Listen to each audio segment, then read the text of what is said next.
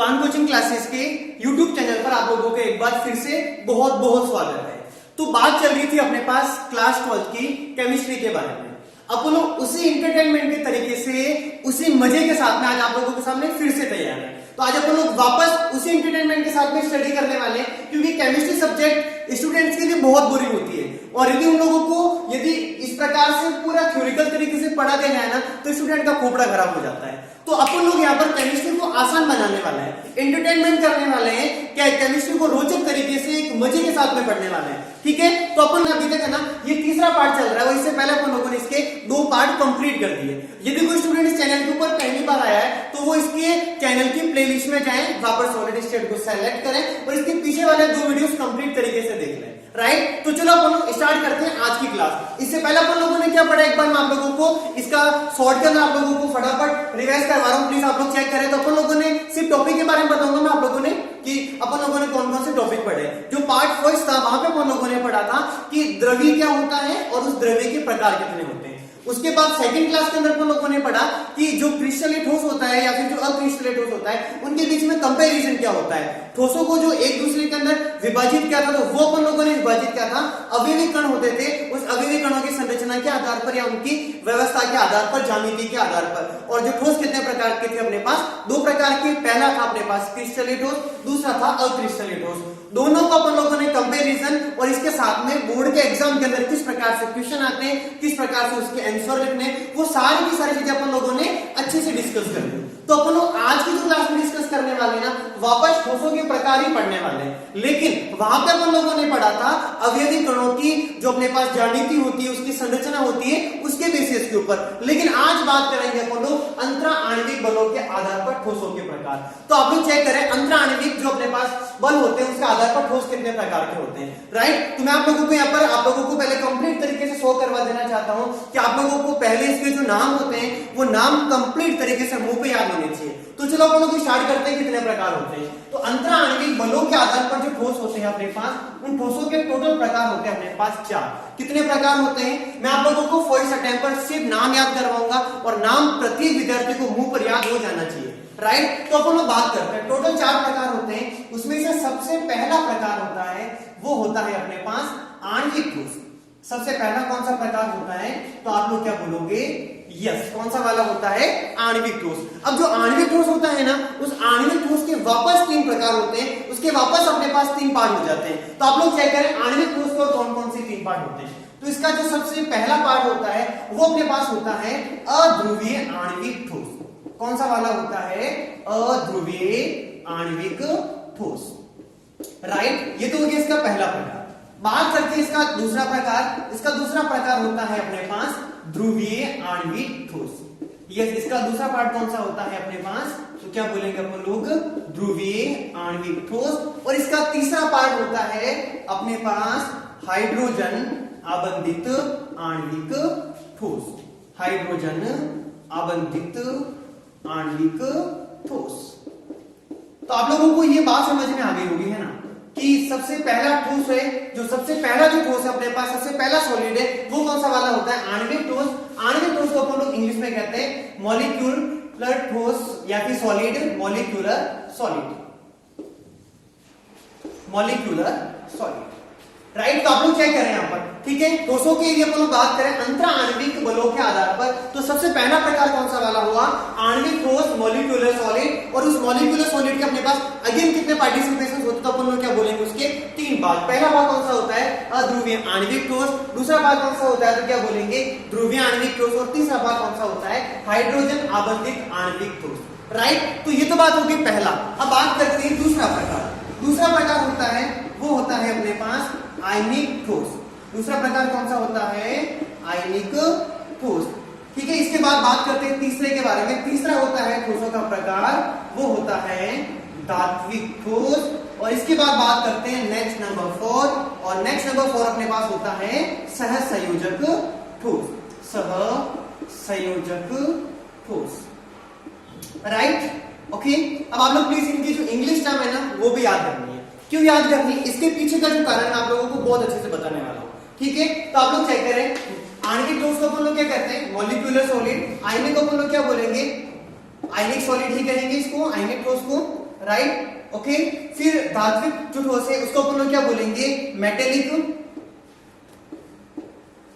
Solid, metallic solid, right. और सबसे last में अपने पास है वो है सहसंयोजक ठोस, और सहसंयोजक ठोस को अपन लोग कहते हैं नेटवर्क सॉलिड। क्या बोलते हैं इसको अपन लोग, नेटवर्क सॉलिड, ठीक है। अब देखो इसके ना बहुत बार क्या होता है कि जो स्टूडेंट होता है, और 80% चांस पर ये देखा जाता है कि जो हिंदी मीडियम का स्टूडेंट होता है ना, वो क्या करता है कि इसके हिंदी टर्म को अच्छे से याद करता है, इंग्लिश टर्म पे बिल्कुल ध्यान नहीं देता है। तो प्लीज ये जो डाउट है ना, आप लोग अपने दिमाग से पूरा बाहर निकाल दें। आप लोगों को क्लास 12 के बारे में, चाहे आप लोग आगे की जो आप लोग जिस भी प्रकार से स्टडी करोगे, चाहे आप लोग बीटेक में जाओ, बीएससी में जाओ, आप लोगों को वहां पे जो प्रोफेसर वगैरह पढ़ाने वाले हैं ना, वो मैक्सिमम इंग्लिश हम यूज करेंगे, राइट। क्योंकि साइंटिफिकल जो लैंग्वेज है ना, वो मैक्सिमम तरीके से English word, English term use की जाती है। और जो पेपर का जो सेटअप करने वाले होते हैं ना, वो भी बहुत बार क्या होता है कि उन लोगों को हिंदी वाले वर्ड याद ही नहीं होते हैं, याद नहीं होते तो अंग्रेजी वाला जो है ना वर्ड, उसको हिंदी में लिख करके सेट कर देते हैं, ठीक है। ऐसा ही होता कुछ है ना।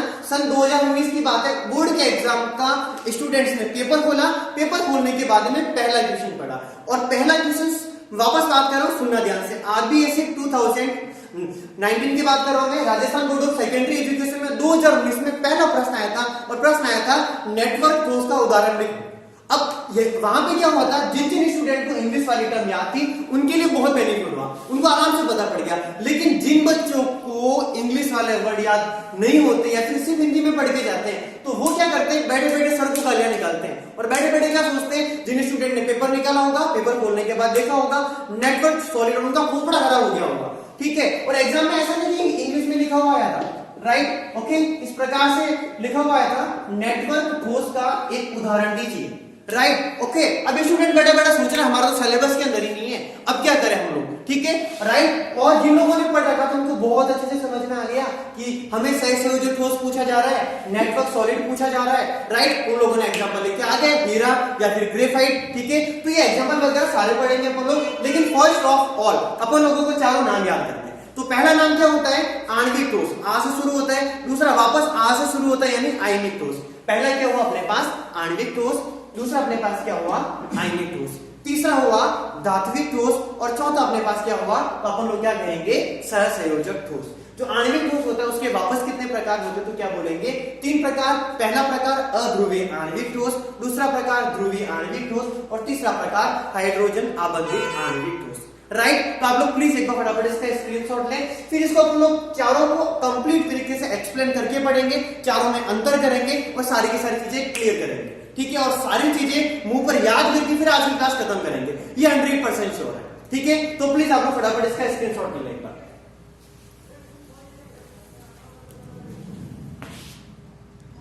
हेलो स्टूडेंट्स, तो अपन लोग यहाँ पर इन चारों सॉलिड के बारे में, चारों ठोस के बारे में कंप्लीट तरीके से डिस्कस करने वाले हैं, ठीक है। वापस बता लेता हूं मैं आप लोगों को, ठोस आप लोगों के पास होते हैं 4 प्रकार के।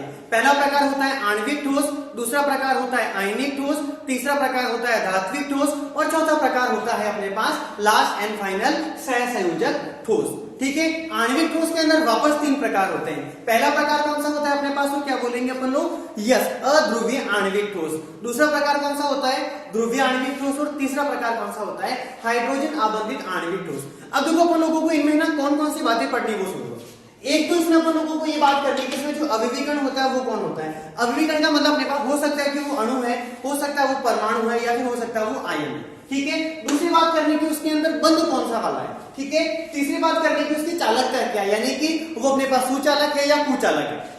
इसके बाद बात करेंगे अपन लोगों को उसकी प्रकृति के बारे में, यानी कि वो कठोर है या फिर वो दुर्बल, मतलब अपने पास मृदु है या फिर अपने पास मुलायम है, किस प्रकार का है। और फिर उसका बात करेंगे कि उसके एग्जाम्पल कौन कौन से हैं, ठीक है। तो चलो अपन लोग एक एक टॉपिक लेते हैं, क्योंकि स्टार्ट करते हैं। तो देखो मैं आप लोगों को सबसे पहले आप लोगों को यहाँ पर वो बता लेता हूँ आणविक ठोस के बारे में।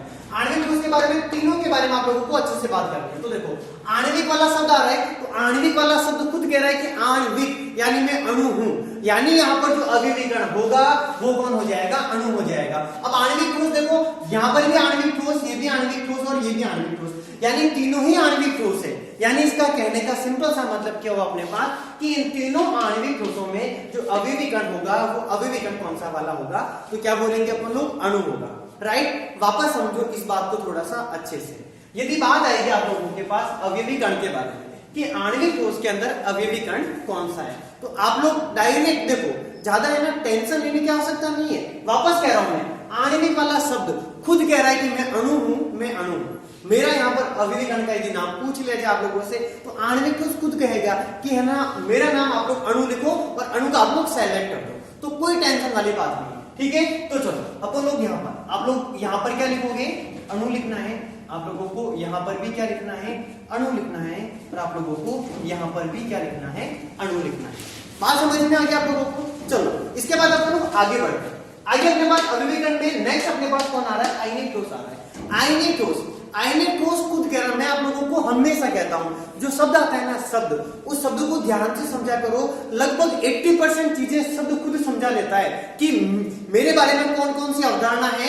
मेरे शब्द को ध्यान से समझ लोगे ना तो टॉपिक वैसे ही कंप्लीट हो जाएगा, टेंशन लेने की कोई आवश्यकता नहीं होती है। तो देखो आयनिक ठोस, आयनिक ठोस यदि आ जाए तो आयनिक ठोस खुद कह रहा है कि मैं एक प्रकार का आयन हूं, यानी उसके अंदर अविविकरण कौन सा हो जाएगा, तो यस क्या बोलेंगे अपन लोग, इसमें अविविकरण कौन सा है, तो इसमें अविविकरण कौन सा हो जाएगा, यस आयन। ठीक है, चलो इसके बाद बात करते हैं अपन लोग धात्विक ठोस के बारे में। धात्विक ठोस यानी धातु, धातु में अपन लोग है ना जिस सिंपल सा एग्जांपल यूज करते हैं, जैसे कि लोहा एक प्रकार की धातु है। अब बात करें कि लोहे का फॉर्मूला क्या होता है, तो अपन लोग क्या बोलेंगे, लोहे का फॉर्मूला अपने पास होता है Fe, राइट। क्या होता है अपने पास, Fe होता है। और बात करो धात्विक ठोस यानी कि अपने पास जैसा कॉपर, कॉपर एक प्रकार की क्या होती है, धातु ही तो होती है। जैसे अपने पास कौन हो गया, Cu हो गया। जैसे अपने पास यहाँ पर हो गया Ag यानी कि अपने पास कौन हो गया, वो सिल्वर। ये सारी की सारी क्या अपने पास धातु ही तो है। लेकिन यदि अपन लोग सही मायने में देखें तो आप लोग मुझे बताओ कि ये अणु है, परमाणु है या फिर आयन है। तो सिंपल सा मतलब है कि सारे के सारे क्या है, परमाणु है, क्योंकि अणु तो हो नहीं सकते, क्योंकि परमाणु जब मिलते हैं तो अपने पास क्या होता है, मिश्र धातु बनती है और वहां पर अपने पास क्या हो जाएगा कि वहां पर अणु बन जाएगा। लेकिन सिंपल तरीके से देखो FeCuAg, यदि इनको अपन लोग सिंगल फॉर्म में देखें तो अपने पास ये सारे के सारे क्या है, तो अपन लोग क्या बोलेंगे, यस ये प्रकार के क्या है, परमाणु है। यानी धात्विक ठोस के अंदर यदि अविविकरण के बारे में बात आएगी तो अपन लोग क्या बोलेंगे, ये प्रकार के एटम होते हैं, ये प्रकार के क्या होते हैं, परमाणु होते हैं। और जो सहसंयोजक ठोस होता है इसके अंदर भी अविविकरण कौन होते हैं, तो अपन लोग क्या बोलेंगे, यस परमाणु। ठीक है, तो आप लोगों को ये पहली वाली जो बात है वो बहुत अच्छे से समझ में आ गई होगी, है ना। तो आप लोग प्लीज एक बार फटाफट इसको चेक करें वापस अच्छे से। तो अपने पास सबसे पहले बात आ रही है आयनिक ठोसों के बारे में, सॉरी आणविक ठोसों के बारे में। तो अविविकरण तीनों में, चाहे अध्रुवीय पूछ ले, चाहे ध्रुवीय पूछ दे, चाहे अपने पास वो हाइड्रोजन आबंधित आणविक ठोस पूछ दे, क्या बोलेंगे आप लोग, अणु अणु अणु। ठीक है, इसके बाद बात करते हैं आयनिक में कौन हो जाएगा, तो आयन हो जाएगा। और यदि धात्विक में अपन लोगों से पूछ लेंगे तो अपन लोग सीधे तरीके से इसका उत्तर क्या बताएंगे, तो वो हो जाएगा अपने पास परमाणु। फिर बात करते हैं सहसंयोजक ठोस में भी अविविकरण कौन सा हो जाएगा, तो क्या हो जाएगा, परमाणु, राइट। तो ये वाला कॉन्सेप्ट समझ में आ गया होगा आप लोगों को। अब देखो दूसरी बात करते हैं अपन लोग बंध के बारे में, कि इनमें किस किस प्रकार का बंध पाया जाता है। ठीक है, तो बात करते हैं सबसे पहले अध्रुवीय आणविक ठोस में। और अध्रुवीय आणविक ठोस में बंध पाया जाता है अपने पास लंदन बंध, राइट, ओके, राइट। ये अपने पास जो बंध होता है वो बहुत दुर्बल होता है और बहुत दुर्बल होने के कारण अपने पास ये अध्रुवीय वाली जो प्रकृति वो भी शो करता है। फिर बात करते हैं ध्रुवीय आणविक ठोस। ध्रुवीय आणविक ठोस में किस प्रकार का अपने पास जो बंध है वो पाया जाता है, तो अपन लोग क्या बोलेंगे, द्विध्रुव द्विध्रुव आकर्षण, द्विध्रुव द्विध्रुव आकर्षण या फिर द्विध्रुव द्विध्रुव अंतःक्रिया भी कह सकते हैं आप लोग इसको, डाइपोल डाइपोल इंटर रिएक्शन, द्विध्रुव द्विध्रुव अंतःक्रिया, राइट। तो बात समझ में आ गई होगी आप लोगों को, है ना। अब अपन लोग बात करते हैं इसके बाद हाइड्रोजन आबंधित आणविक ठोस में। तो हाइड्रोजन आबंधित में, तो हाइड्रोजन आबंधित खुद कह रहा है कि इसमें हाइड्रोजन आबंध है, यानी कि इसमें बंध कौन सा वाला है, तो क्या बोलेंगे अपन लोग, हाइड्रोजन बंध, राइट। तो आप लोगों को देखो अध्रुवीय में कौन सा वाला होता है, तो लंदन बंध होता है। ध्रुवीय आणविक ठोस में कौन सा होता है, तो द्विध्रुव द्विध्रुव अंतःक्रिया होती है। इसमें अपने पास डाइपोल डाइपोल इंटर रिएक्शन होती है। हाइड्रोजन आबंधित आणविक ठोस में पूछेंगे तो अपन लोग क्या बोलेंगे, इसके अंदर हाइड्रोजन बंध होता है। ठीक है, हाइड्रोजन आबंध की परिभाषा आप लोगों को याद होनी चाहिए, क्लास 12 के स्टूडेंट्स को ये टॉपिक बहुत सिंपल है और वो पता होना चाहिए, राइट। तो किस किस को पता है आप लोग से कमेंट बॉक्स में यस या नो में जवाब देंगे। हाइड्रोजन आबंध किसे कहते हैं, I am just waiting for your comment and your answer. Please fast comment only yes and no.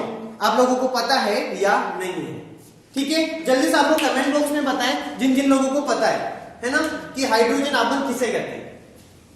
Okay, तो चलो ठीक है, जिन लोगों को नहीं पता है वो प्लीज यहाँ पर कंप्लीट तरीके से चेक करें हाइड्रोजन आबंध किसे कहते हैं। तो देखो मैं आप लोगों को यहाँ पर एक सिंपल सी ट्रिक बता रहा हूँ H बॉन्ड के लिए, हाइड्रोजन आबंध के लिए, ठीक है। तो वो ट्रिक क्या वो समझा आप लोग। सिंपल सी ट्रिक है कि क्या अपने पास जब H होता है ना, H वो H फोन से जाके जुड़ता है। किससे जाके जुड़ता है?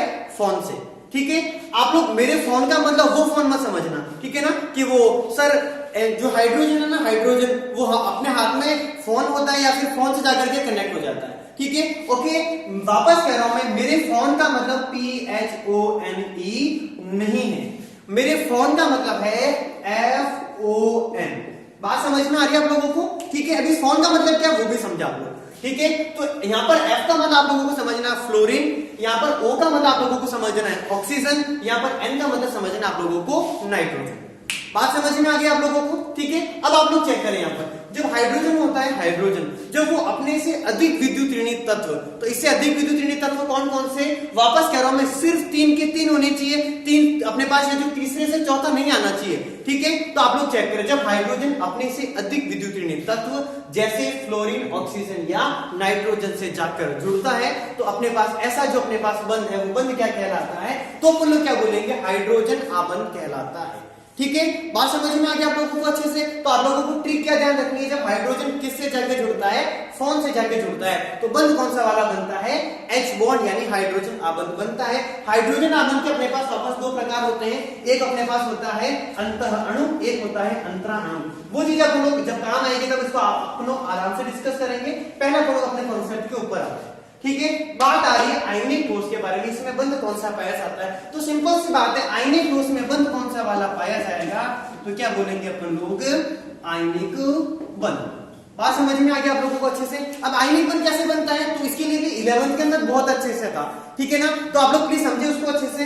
जब अपने पास क्या होता है कि इलेक्ट्रॉनों का स्थानांतरण होता है, तो इलेक्ट्रॉनों के स्थानांतरण से जो बंध बनता है वो बंध क्या कहलाता है, अपने पास आयनिक बंध कहलाता है। और एक बंध होता है सहसंयोजक बंध। सहसंयोजक बंध में क्या होता है, इलेक्ट्रॉनों का साझा होता है, इलेक्ट्रॉनों के साझे से जो बंध बनता है वो सहसंयोजक बंध कहलाता है। और यदि इलेक्ट्रॉनों का स्थानांतरण हो जाएगा, यानी कहीं पे कमी होती है, कहीं पे वृद्धि होती है, वो किसी भी प्रकार से अपना अष्टक पूरा करते हैं, अपना ऑक्टेट कंप्लीट करते हैं, या तो इलेक्ट्रॉन का त्याग करते हैं या इलेक्ट्रॉन को क्या करते हैं, ग्रहण करते हैं, फिर वो स्थिर विद्युत आकर्षण बल से क्या हो जाते हैं, बंधित हो जाते हैं। तो इस प्रकार का आबंध अपने पास क्या कहलाता है, तो आयनिक बॉन्ड यानी कि आयनिक बंध कहलाता है। तो आयनिक ठोस में बंध कौन सा वाला होता है, तो आप लोग डायरेक्ट तरीके से क्या बोलोगे, यस, बंध कौन सा होता है, तो आयनिक बंध होता है। फिर बात करते हैं धात्विक ठोस। तो धात्विक ठोस में बंध भी होता है धात्विक बंध, राइट, धात्विक आबंध यानी कि धात्विक बंध, ठीक है। तो अपने पास कोई भी दो धातु होती है, यदि वो आपस में जुड़ती है, तो इस प्रकार से जो बंध बनता है वो बंध अपने पास क्या कहलाता है, धात्विक बंध कहलाता है, ठीक है। फिर बात आ रही है सहसंयोजक ठोस के बारे में। तो सिंपल सी बात आप लोगों को आराम से पता पड़ रहा होगा, ठीक है, शब्दों को जाना है, किसी प्रकार की कोई आप लोगों को टेंशन लेने की आवश्यकता नहीं है। तो इसके अंदर अपने पास बंध कौन सा हो जाएगा, तो अपन लोग क्या बोलेंगे, यस, बंध कौन सा हो गया, सहसंयोजक बंध, राइट। तो मैं वापस कह रहा हूं, सुन लीजिए, जैसे ये टॉपिक पूरा कंप्लीट होता है उसके बाद इसको वापस पूरा का पूरा रिवाइज करेंगे अपन लोग अच्छे से। तो इन चीजों को, एक एक चीजों को आप लोग अच्छे से समझे। फिर जब मैं पूछता हूं तो आप लोग बैठे बैठे, ऐसा नहीं कि आप लोग घर पे बैठ करके फोन से स्टडी कर रहे हो, तो आप लोगों को रिवाइज नहीं करना है। जब मैं प्रश्न पूछता हूं मन में रिवाइज करते रहना है आप लोगों को, ठीक है ना। जब मैं प्रश्न पूछता हूं तो आप लोगों को इससे आगे अपने मन के अंदर आप लोगों को आंसर देना है, इसका आंसर ये होगा, इसका आंसर ये होगा, इसका आंसर ये होगा, तब जाकर के पढ़ने में मजा आने वाला है। वरना फिर बात वो की वो होगी कि आप लोग अपने घर में बैठे हो, मूवी चल रही है, आप लोग उसको आराम से देख रहे हो, ठीक है। तो आप लोगों को चीजों को फील करना है, आंसर तक देना है, राइट, ओके। तो देखो अपन लोगों ने यहाँ पर क्या बात कर दी, बंध के बारे में। अध्रुवीय आणविक ठोस होता है, उसमें बंध कौन सा पाया जाता है, तो लंदन बंध होता है। जो अपने पास ध्रुवीय आणविक ठोस, उसमें अपने पास कौन सा बंध होता है, तो द्विध्रुव द्विध्रुव अपने पास अंतःक्रिया होती है, डायपोल डायपोल इंटर रिएक्शन होता है। हाइड्रोजन आबंध आणविक ठोस के अंदर क्या होता है, हाइड्रोजन आबंध होता है अपने पास। आयनिक ठोस में कौन सा बंध होता है, तो क्या बोलोगे, यस, आयनिक बंध। धात्विक ठोस में कौन सा बंध होता है, तो धात्विक बंध। और वापस सहसंयोजक ठोस में कौन सा आबंध होता है, तो अपने पास क्या बोलेंगे, सहसंयोजक आबंध। सहसंयोजक आबंध किसे कहते हैं, तो आप लोग क्या बोलोगे, इलेक्ट्रॉनों के साझे के द्वारा जो बंध बनता है वो बंध अपने पास क्या कहलाता है, सहसंयोजक बंध कहलाता है। धात्विक ठोस क्या होता है, जब कोई भी दो धातु आपस में आकर के जिस बंध के द्वारा बंधित होती है, ठीक है, तो अपने पास वो क्या कहलाता है, धात्विक बंध कहलाता है।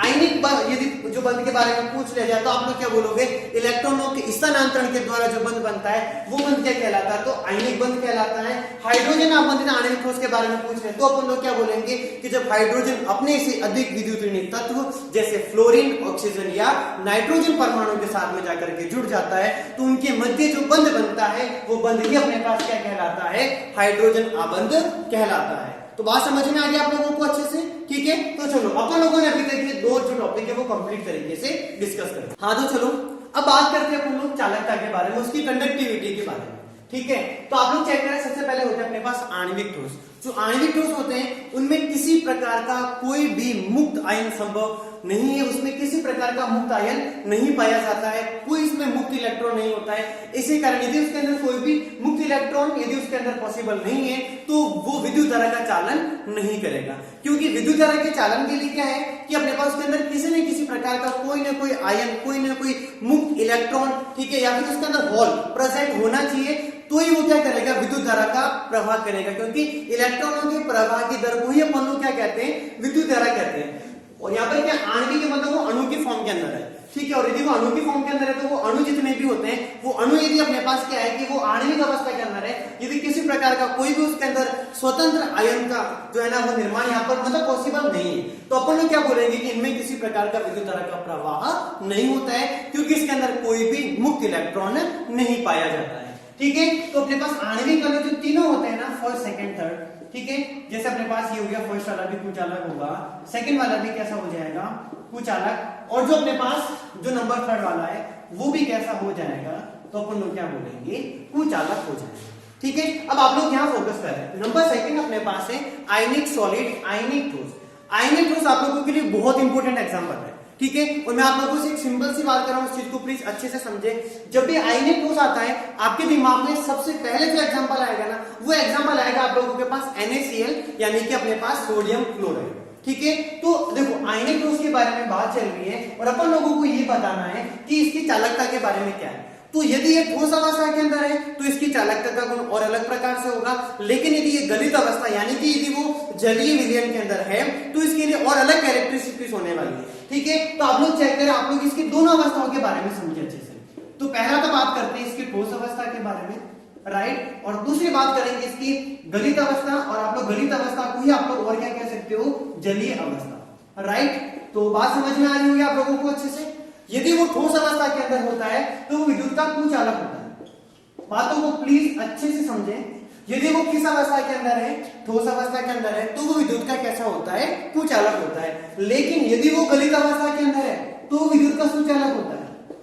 क्या है, वो गलित अवस्था के अंदर है तो वो विद्युत का कैसा होता है, सुचालक होता है। अब आप लोग ये सोच रहे होंगे ऐसा क्यों होता है, राइट। तो चलो ये वाला जो डाउट है उसको क्लियर करते हैं। यदि वो ठोस अवस्था के अंदर होता है, यदि वो ठोस अवस्था के अंदर है, यदि अपने पास NaCl और यदि वो ठोस अवस्था के अंदर है तो वो NaCl की फॉर्म में ही रहता है, राइट। इसमें यदि वो ठोस अवस्था के अंदर है तो किसी भी प्रकार का कोई भी स्वतंत्र आयन होता है उसका निर्माण नहीं होता है, और यदि किसी स्वतंत्र आयन का निर्माण नहीं होगा तो वो विद्युत धारा का कैसा हो जाएगा, कुचालक हो जाएगा। अब यदि एग्जाम में क्वेश्चन आ जाए आप लोगों के पास, है ना, कि जो आयनिक ठोस होते हैं वो ठोस अवस्था में विद्युत के कुचालक होते क्यों होते हैं, तो आप लोग क्या बोलोगे कि ठोस अवस्था में जो आयनिक ठोस होते हैं उसमें किसी भी प्रकार के स्वतंत्र आयन का निर्माण नहीं होता है, और यदि स्वतंत्र आयन का निर्माण नहीं होता है तो वो विद्युत धारा का प्रवाह नहीं कर पाते हैं, और विद्युत धारा का प्रवाह नहीं होने से वो विद्युत के कैसे हो जाते हैं, कुचालक हो जाते हैं। अब दूसरी बात आ गई कि यदि वो गलित अवस्था के अंदर है तो उसको अपन लोग सुचालक क्यों कहेंगे।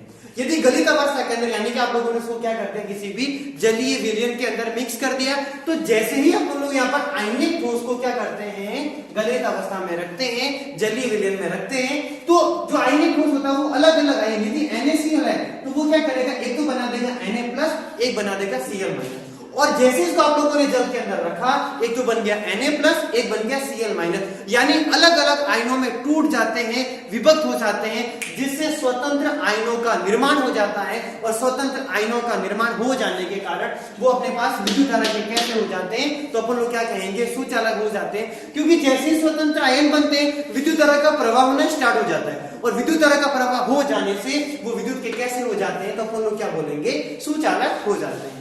बात समझ में आ गया होगी ना आप लोगों को अच्छे से, ठीक है। तो आप लोग तो आयनिक ठोस जो होते हैं वो ठोस अवस्था में तो कैसे होते हैं, कुचालक, लेकिन गलित अवस्था में कैसे होते हैं, सुचालक होते हैं, ठीक है। अब बात आती है धात्विक ठोस के बारे में। तो आप लोग धात्विक ठोस के अंदर कंप्लीट तरीके से प्लीज ध्यान रखिए आप लोग, धात्विक ठोस यदि ठोस अवस्था है तो भी विद्युत के सुचालक होते हैं, और यदि गलित अवस्था है तो भी विद्युत के सुचालक होते हैं।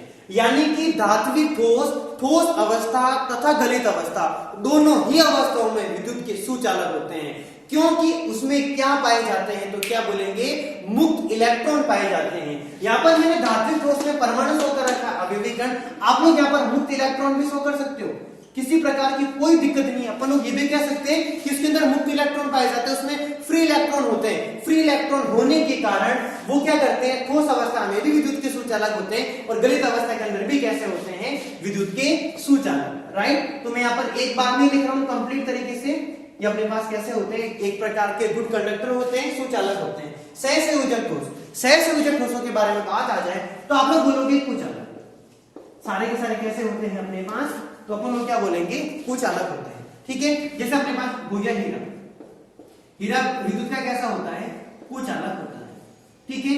लेकिन देखो बेटा, अब आप लोगों को यहां पर और फंसाया जाएगा, ठीक है। मैंने आप लोगों को ये कह दिया कि जो सहसंयोजक ठोस होते हैं वो विद्युत के कुचालक होते हैं, और इसके एग्जाम्पल होते हैं हीरा, ग्रेफाइट, फुलरिंग, राइट। और आप लोगों से एग्जाम में प्रश्न पूछा जाएगा कि जो ग्रेफाइट होता है वो विद्युत का सुचालक होता है या कुचालक होता है, और आप लोगों को पता है हीरा, ग्रेफाइट, फुलरिंग सहसंयोजक ठोस होते हैं, और यहाँ पे कुचालक है, तो ग्रेफाइट भी अपने पास कुचालक हो जाएगा। गॉड, अब क्या करें, ठीक है। तो आप लोगों को ध्यान रखना है, यहाँ पर इसका अपवाद है, और अपवाद ये है कि जो ग्रेफाइट होता है वो ग्रेफाइट विद्युत का कुचालक नहीं होता है, बल्कि वो विद्युत का होता है सुचालक।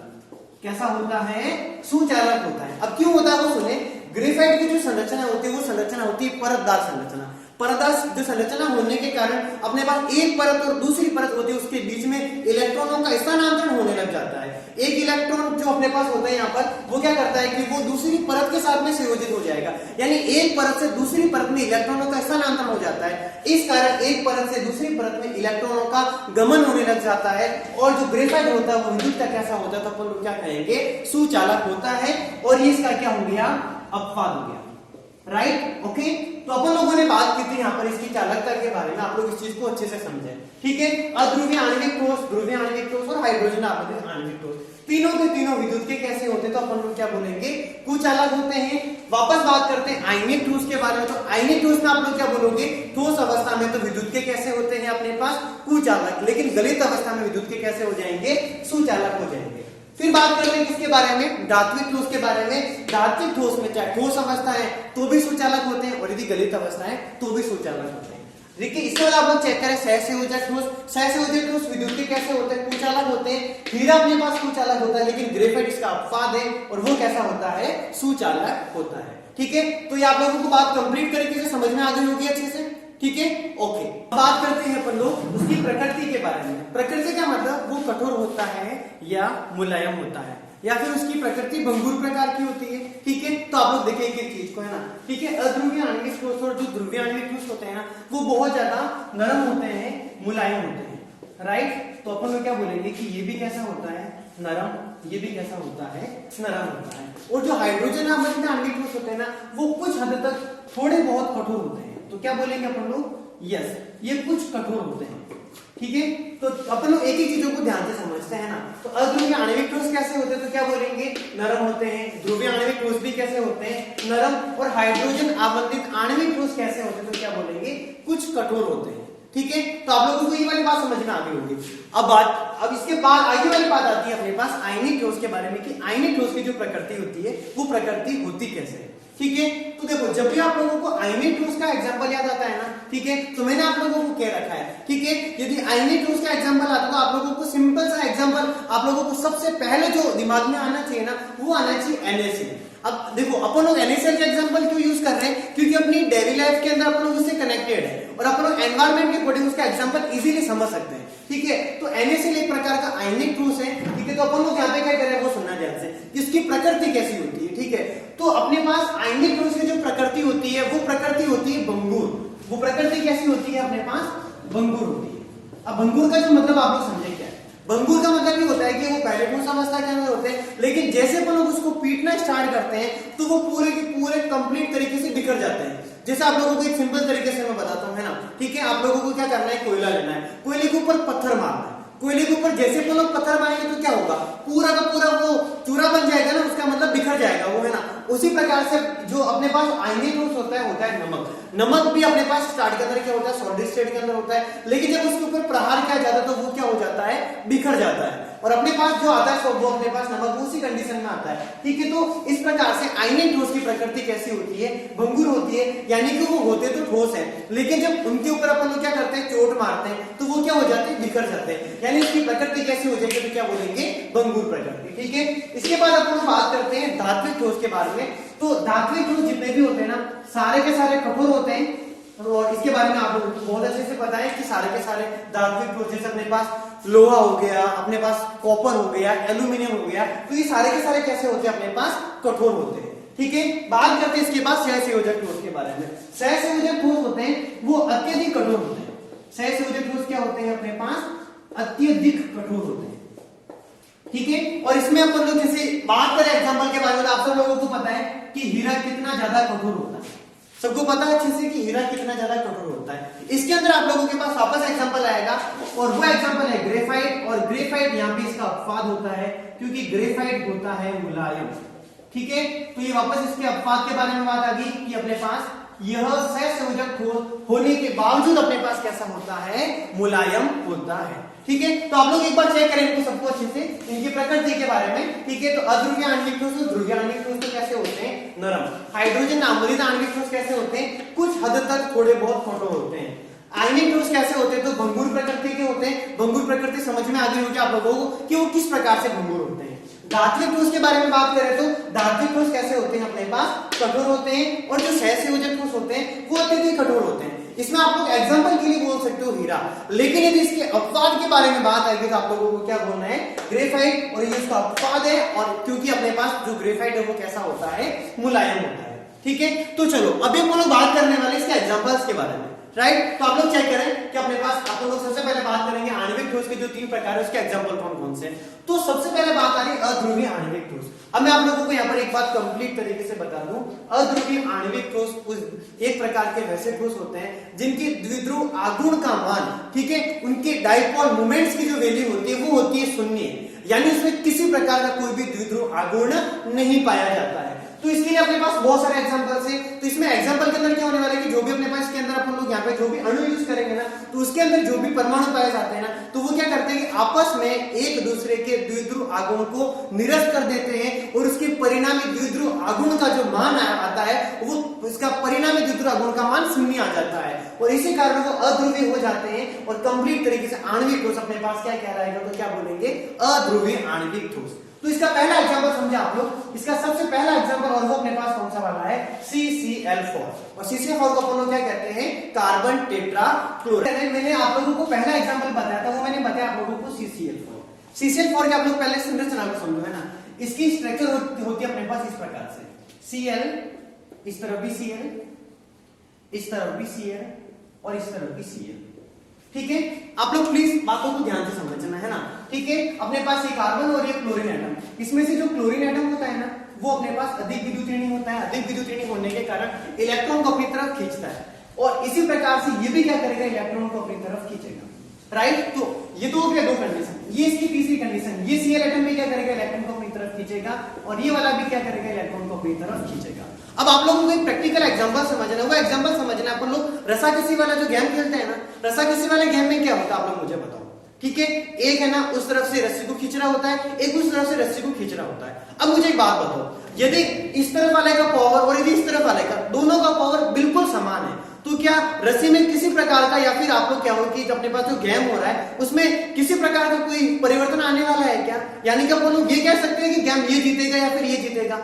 जब दोनों रस्सी को खींच रहे हैं, एक भाई साहब रस्सी को इधर खींच रहे हैं तो दूसरा इधर खींच रहा है, लेकिन दोनों तरफ पावर क्या हो गया, अपने पास कंप्लीटली सेम हो गया। यानी कि उस कंडीशन में किसी प्रकार का कोई ध्रुव नहीं बनेगा, कोई पॉजिटिव बनने वाला नहीं, कोई नेगेटिव बनने वाला नहीं है। उसके परिणामी द्विध्रुव आघूर्ण का मान कितना हो जाता है, तो क्या हो जाएगा, 0 हो जाएगा। वही बात समझो यहाँ पे, एक Cl खींच रहा है उधर और ये भाई साहब खींच रहा है इधर, दोनों के दोनों Cl दोनों सेम है, राइट। तो ये क्या करता है, इसके द्विध्रुव आगमन को क्या कर देता है, निरस्त। और भाई साहब इधर ये देख लो, ये क्या करेगा, इसके परिणामी द्विध्रुव आगमन को क्या कर देगा, निरस्त कर देता है। यानी इस प्रकार से जब हम बात करें तो इसका कुल द्विध्रुव आगमन का जो मान है, वो कुल द्विध्रुव आगमन का मान अपने पास यदि बात पूछ लीजिए आप लोगों से, तो आप लोग क्या कहोगे, इसके कुल द्विध्रुव आगमन का मान अपने पास कितना होता है, तो क्या बोलेंगे अपन लोग, यस, कुल द्विध्रुव आगमन का मान होता है अपने पास 0।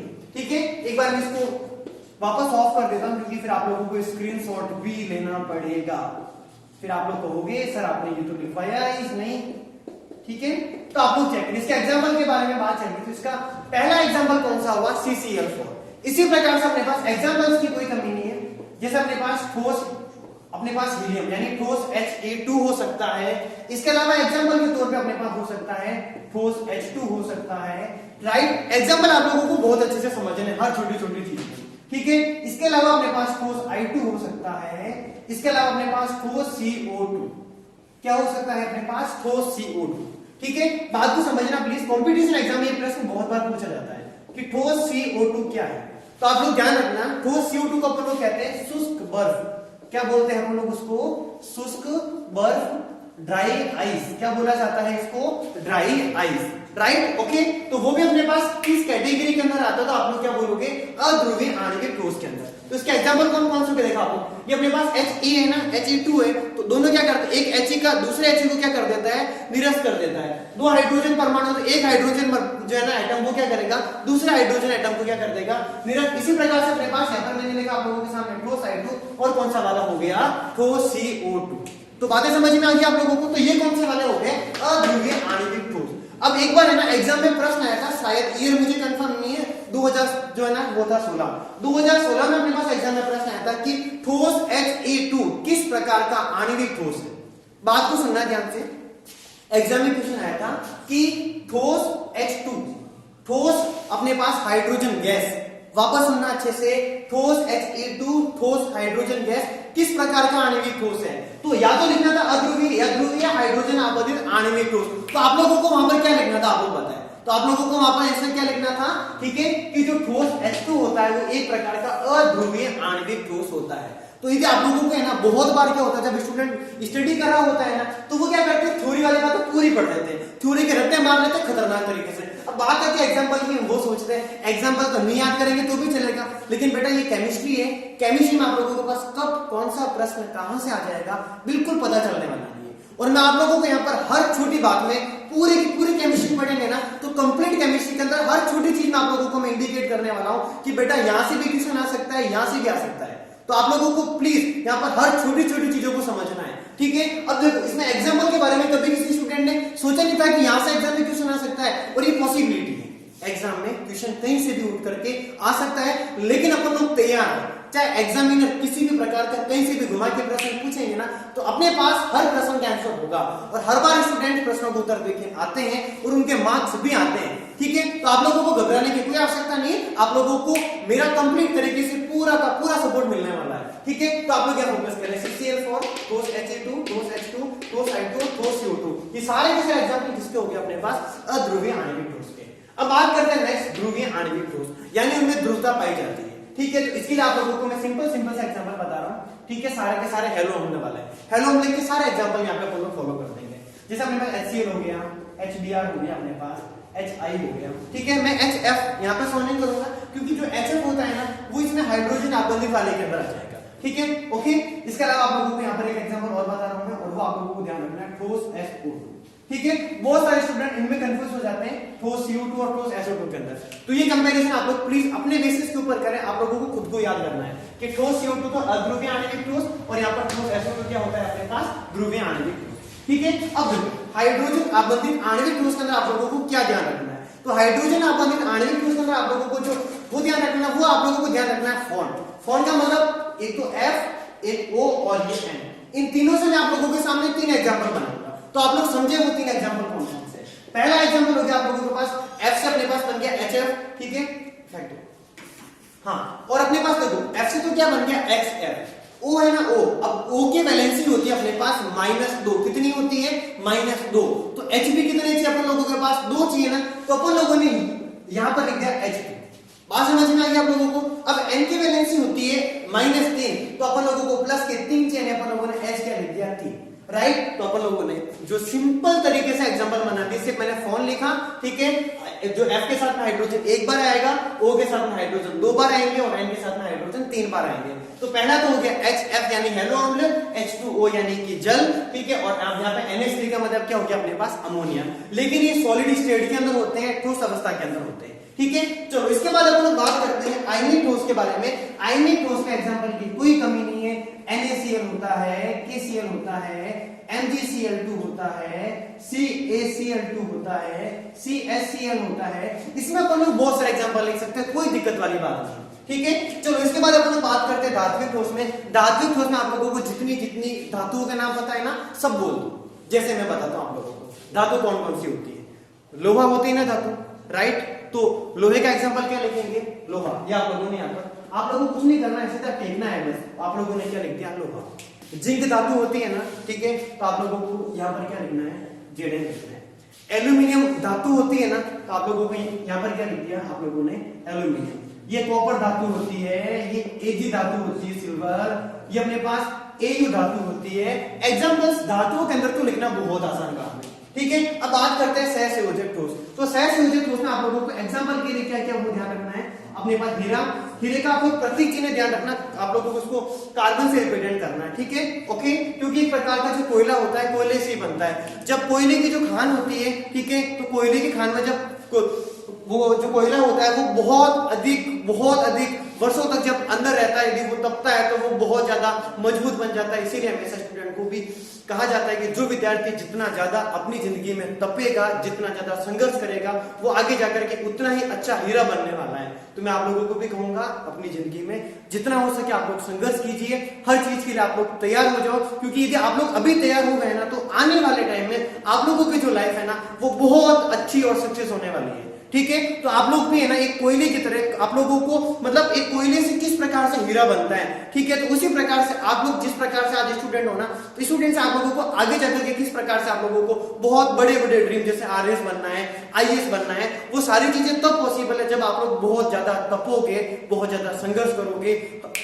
हर एक चीज में आप लोग अपनी जो मेहनत है, आप लोग उस मेहनत के वो जो दम पे हर एक छोटी छोटी चीज में स्ट्रगल करके आप लोग बहुत बड़े बड़े कारनामे करोगे, ठीक है। यानी कि आप लोग अपनी जो है ना लाइफ, उसमें आप लोग जितने बड़े टारगेट आप लोग वो बनाओगे, उतने ही आप लोग अच्छी तरीके से सक्सेस होने वाले हो, ठीक है। तो अपनी जो लाइफ है उसके अंदर संघर्ष करना है, एक कोयले की तरह तपना है और आप लोगों को हीरा बनना है, ठीक है। तो बात आ गई अपने पास हीरे के बारे में, मतलब अपने पास कार्बन से, कोयले से किस प्रकार से हीरा बनता है, ठीक है। तो अपन लोग उसको, उसका जो प्रतीक चिन्ह है तो कार्बन ही रहने वाला है, ठीक है, क्योंकि उसकी मूल पृष्ठभूमि कभी चेंज नहीं होती है। इसके अलावा अपने पास इसका एग्जांपल है ग्रेफाइट, ठीक है। इसके अलावा अपने पास एग्जांपल है फुलरीन, और फुलरीन के बारे में आप लोगों को बहुत अच्छे से पता होगा, ठीक है। फुलरीन के बारे में जब भी बात आती है तो आप लोगों को सबको पता है कि अपन लोग है ना, एक बार है ना नॉर्मल क्लास चल रही थी, तो नॉर्मल क्लास चल रही, मैंने बच्चों को पूछ लिया कि बेटा बताओ है ना फुलरीन का और स्पेशल नेम क्या होता है। तो किसी स्टूडेंट ने कहा कि सर है ना फुलरीन को अपन लोग है ना बक्की बॉल भी कहते हैं। तो मैंने पूछ लिया कि फुलरीन को अपना लोग है ना बक्की बॉल क्यों कहते हैं। आप लोगों ने उसकी संरचना भी वो देखी होगी है ना, इस प्रकार से उसकी बहुत ही विचित्र प्रकार की संरचना होती है, ऊपर नीचे इस प्रकार से, ठीक है, ओके। आप लोगों ने संरचना देखी होगी, एक प्रकार के बॉल के समान उसकी स्ट्रक्चर होती है इस प्रकार से, ठीक है। मैं यहाँ पर कंप्लीट तरीके से सॉरी कर रहा हूं आप लोगों को, प्लीज कोई संरचना को समझे नहीं है ना, क्योंकि अपन लोग जब इसके बारे में डिस्कस करेंगे तो मैं आप लोगों को संरचना को बनाने का तरीका तक बताऊंगा कैसी होती है। लेकिन एक चीज आप लोगों को बहुत अच्छे से पता है कि इसकी जो संरचना होती है वो बहुत कॉम्प्लिकेटेड होती है। तो मैंने क्लासरूम में बच्चे को पूछा कि बेटा बताओ कि फुलरीन होती है ना, फुलरीन उसको उसका अलग स्पेशल नेम क्या होता था। स्टूडेंट ने कहा कि सर इसको बक्की बॉल कहते हैं। फिर मैंने पूछा कि इसको बक्की बॉल क्यों कहते हैं, तो वो क्या कहता है, उसका आंसर सुनना। विद्यार्थी कहता है सर ये जो बॉल होती है ना, जब इसको बनाते हैं ना तो बहुत बक्की बनती है, और बहुत बक्की बनती है इसलिए इसको बक्की बॉल कहते हैं, ठीक है। तो मतलब माइंड ब्लोइंग, बहुत क्रिएटिव स्टूडेंट था, और ऑब्वियसली बात है जब इस बॉल को बनाते हैं अपन लोग तो बहुत बक्की बनती है ना, ठीक है। इसको अपन लोग बक्की बॉल इसीलिए कहते हैं क्योंकि इसकी जो खोज कर रखी थी, इसकी खोज की थी वैज्ञानिक, उस वैज्ञानिक का नाम था बकमिंस्टर फुलरीन। वापस कर रहा हूं सुने, वैज्ञानिक का नाम क्या था? बक मिस्टर फुलरिन। इसीलिए अपन लोग उसको क्या कहते हैं? बक्की बॉल कहते हैं।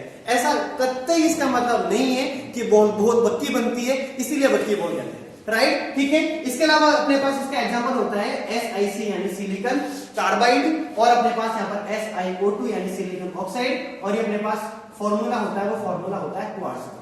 वो फॉर्मूला अपने पास किसका होता है? क्वार्ट्ज का। तो आप लोग यहाँ पर प्लीज कंप्लीट तरीके से रेडी हो जाओ पूरे टॉपिक के रिवीजन के लिए। अपन लोगों ने ठोसों के टोटल 4 प्रकार पढ़े, चारों प्रकार में उसमें अवयवी कण कौन कौन से होते हैं, बंध कौन कौन से होते हैं, उसकी चालकता क्या होती है, प्रकृति कौन सी होती है, उसका जो उदाहरण होता है एग्जांपल है वो कौन सा वाला होता है, सारा का सारा रिवीजन करने वाले हैं। मैं आप लोगों से प्रश्न पूछूंगा, आंसर आप लोगों को अपने मन में देना है, ठीक है? ओके, एक बार प्लीज फटाफट इसका स्क्रीनशॉट ले ले आप लोग, क्योंकि मैं पूरा साफ करने वाला हूं, उसके बाद आप लोगों से पूछने वाला हूं, ठीक है? तो प्लीज फटाफट इसका एक बार स्क्रीनशॉट ले।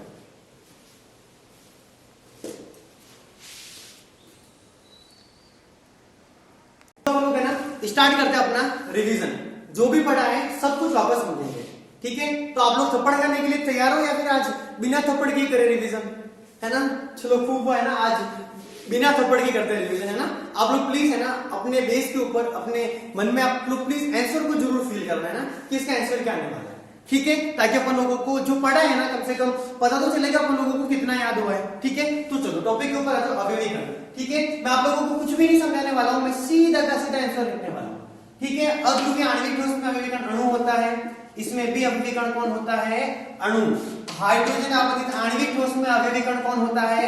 यस, कौन होता है? अणु। बात करते हैं आयनिक ठोस के बारे में। आयनिक ठोस में अवयवी कण कौन होता है? आंसर को मन में प्लीज फील करते रहो, मेरे से आगे चलना है आप लोगों को, राइट? ओके, तो आप लोग देखिए आयनिक ठोस में अवयवी कण कौन होता है? सिंपल सी बात है, कौन होता है? आयन। धात्विक ठोस में कौन होता है? या तो परमाणु बोलो तो भी एक ही बात है, या फिर अपन लोग बोलेंगे मुक्त इलेक्ट्रॉन, फ्री इलेक्ट्रॉन, तो भी एक ही बात है, राइट? ओके, इसके बाद बात करते हैं सहसंयोजक ठोस। तो सहसंयोजक ठोस में अपने पास जो अवयवी कण होता है वो कौन होता है? तो एटम होता है, यानी कि परमाणु होता है। बंध के बारे में बात करते हैं अपन लोग, तो अध्रुवीय आणविक ठोस में किस प्रकार का बंध होता है? तो कौन सा बंध होता है अपने पास? यस, लंदन बंध होता है अपने पास। इसके बाद बात करते हैं नेक्स्ट ध्रुवीय आणविक ठोस में, इसमें किस प्रकार का बंध होता है? तो क्या बोलेंगे अपन लोग? इसमें बंध होता है द्विध्रुव, द्विध्रुव अंतःक्रिया। चलो इसके बाद हाइड्रोजन आबंधित आणविक ठोस में, जैसा कि शब्द कह रहा है, शब्द का तीर मारना है, H बंध लिखना है, H अबंध। आयनिक ठोस में बंध कौन सा होता है? तो इसमें आयनिक बंध होता है, आयनिक बंध। पूरा लिखने में एक तो बहुत जोर आता है सच में। हाँ, धात्विक ठोस में बंध कौन सा होता है? तो क्या बोलेंगे अपन लोग? धात्विक बंध। इसके बाद आगे बढ़ते हैं, सहसंयोजक ठोस में किस प्रकार का बंध होता है? तो अपन लोग क्या बोलेंगे? सहसंयोजक में सहसंयोजक बंध। आगे बढ़ते हैं अपन लोग चालकता के बारे में, ठीक है? अपने पास तीनों प्रकार के आणविक ठोस कैसे होते हैं? तो क्या बोलेंगे अपन लोग? आणविक ठोस में किसी प्रकार का कोई मुक्त इलेक्ट्रॉन नहीं होता है, पहला भी कुचालक, दूसरा भी कुचालक और तीसरा भी कैसा होता है? कुचालक होता है। आयनिक ठोस में अलग अलग कंडीशन में इसके अलग अलग आंसर आने वाला है, यानी कि ठोस अवस्था में इसका आंसर अलग आने वाला है और इसकी गलित अवस्था के अंदर इसका आंसर अलग आने वाला है। यस, जो आयनिक ठोस होते हैं वो ठोस अवस्था में कैसे होते हैं? तो ठोस अवस्था में तो कैसे हो जाएंगे ये? नॉन कंडक्टर यानी कि कुचालक। लेकिन यदि गलित अवस्था होती है तो गलित अवस्था में विद्युत के कैसे हो जाएंगे? तो इसका आंसर क्या आने वाला है? यस, इसका आंसर आ जाएगा सुचालक। इसके आगे बढ़ते हैं अपन लोग धात्विक ठोस। धात्विक ठोस चाहे ठोस अवस्था हो चाहे गलित, जो अवस्था कैसी हो? गलित अवस्था, दोनों ही अवस्थाओं में विद्युत के कैसे होते हैं? तो क्या बोलेंगे? सुचालक होते हैं। इसके बाद इस सहसंयोजक ठोस की चालकता के बारे में बात करेंगे, तो ये भी कैसे होते हैं? सुचालक होते हैं, ठीक है? सॉरी, ये कैसे होते हैं? अपने पास कुचालक होते हैं। लेकिन इसमें अपवाद कौन सा वाला है? तो क्या बोलेंगे अपन लोग? इसका अपवाद कौन सा वाला है? ग्रेफाइट। और ग्रेफाइट कैसा होता है? विद्युत का सुचालक होता है। और इसका क्या रीजन है? परतों के बीच में इलेक्ट्रॉनों का स्थानांतरण हो जाता है। बात करते प्रकृति के बारे में, तो पहली प्रकृति नरम, दूसरी भी कैसी होती है? नरम, तीसरी कैसी होती है? कुछ कठोर, राइट? बहुत आसान टॉपिक था। इसके बाद आगे बढ़ते हैं अपन लोग आइनेट्रोस के बारे में। आइनेट्रोस में नमक, और नमक आते ही दिमाग में आप लोगों के पास आयनों का प्रवाह शुरू हो जाना चाहिए। आइनेट्रोस आप लोग बताए फटाफट इसकी प्रकृति कैसी होती है? तो इसकी प्रकृति कैसी होती है? यस, क्या बोलेंगे? भंगुर, है ना। एक तो ये थकान हो जाती है कसम से, बस। धात्विक ठोस, धात्विक ठोस तो सबको पता है बहुत कठोर होते हैं, ठीक है। हाँ, इसके बाद इसके आगे बढ़ते हैं अपन लोग सहसंयोजक ठोस के बारे में। सहसंयोजक ठोस अपने पास अत्यधिक कठोर होते हैं। कैसे होते हैं? तो क्या बोलेंगे अपन लोग? अत्यधिक कठोर। इसमें इसका अपवाद कौन सा हो जाएगा? तो वो कौन सा हो जाएगा? ग्रेफाइट का, जो कि कैसा होता है? मुलायम होता है। अब इससे संबंधित मैं आप लोगों को सिर्फ एक प्रश्न, मैं आप लोगों को गिनती के लगभग 6 से 7 प्रश्न पूछने वाला हूं, ठीक है।